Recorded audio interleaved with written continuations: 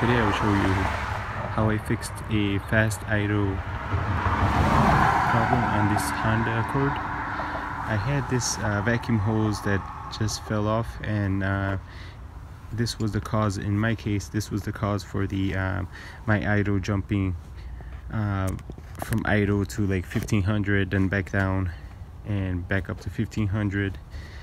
It would do this until it would get warmed up. So all I did was connect the hose back on,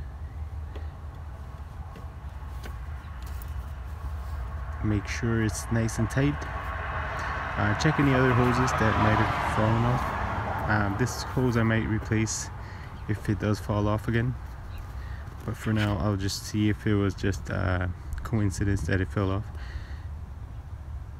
And now just checking to see if any other vacuum hoses have fallen off. That would fix your problem if you have any hoses that fell off. And now the engine has a smooth idle and no issues. Other cases you might have to open up the fast idle valve and adjust it. Sometimes it's just as simple as just looking for a hose that fell off. Alright, hope this helps. Thanks for watching.